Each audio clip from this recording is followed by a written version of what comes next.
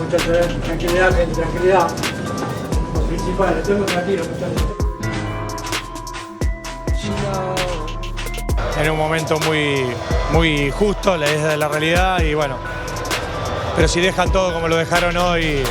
Dressing রুমে মেসিদের কি বলেছিল ডোনাল্ড ট্রাম্প সব কিছু ফাঁস করল লিওনেল স্কালোনি। দর্শক, বিশ্বকাপ ফাইনালের আগে আর্জেন্টিনার ড্রেসিং রুমে প্রবেশ করেন এক রহস্যময়ী প্রভাবশালী ব্যক্তি। তিনি খেলোয়াড়দের উদ্দেশ্যে কিছু বিতর্কিত মন্তব্য করেন যা পুরো দলের মধ্যে চাঞ্চল্য সৃষ্টি করে। ম্যাচ শেষে কোচ জানান খেলোয়াড়রা সেই কথায় ভেঙে পড়েন। এরপর তারা একে অপরকে সাহস দিয়েছেন এবং মাঠে নিজেদের সর্বোচ্চটা দেওয়ার সিদ্ধান্ত নিয়েছেন, কিন্তু তা হয়নি, যার ফলে আমরা হেরে যাই।